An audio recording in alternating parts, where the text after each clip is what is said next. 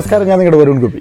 Triangular ബാൻഡേജിങ്ങുമായി ബന്ധപ്പെട്ട് കഴിഞ്ഞ 3 വീഡിയോകളിൽ നിങ്ങൾ ട്രയാങ്കുലർ ബാൻഡേജ് ഉപയോഗിച്ച് തലയിലും അതുപോലെ നെറ്റിയിലും അതുപോലെ കവിൾത്തടം അതുപോലെ താടിയെല്ല്, ചെവി, അതുപോലെ നമ്മുടെ നെഞ്ച്, അതുപോലെ നമ്മുടെ പുറകുവശം ഇത്രയും ഭാഗത്ത് ട്രയാങ്കുലർ ബാൻഡേജ് ഉപയോഗിച്ച് എങ്ങനെ ബാൻഡേജ് ചെയ്യാമെന്ന് നിങ്ങൾ കഴിഞ്ഞ വീഡിയോയിൽ പഠിച്ചു.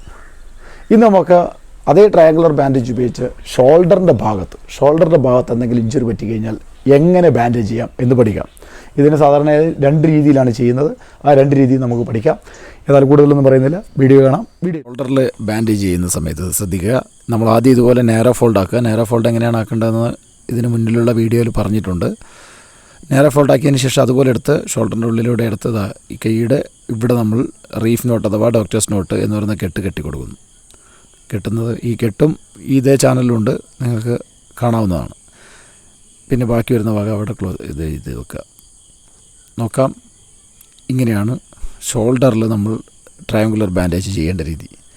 നമുക്ക് വേറൊരു മെത്തേഡും കൂടെ ചെയ്യാം. നമ്മൾ നേരത്തെ എടുത്തത് ഇങ്ങനെ മുകളിൽ നിന്നാണ്. ഇനി നമുക്ക് ഉള്ളിൽ എടുത്തിട്ട് മുകളിലൂടെ നമ്മൾ ആ ട്വിസ്റ്റ് എടുത്തിട്ട് നമുക്ക് നേരത്തെ വന്ന പോലെ ഈ കയ്യിലുള്ളിലൂടെ എടുത്ത് ഇവിടെയും കെട്ടാവുന്നതാണ്.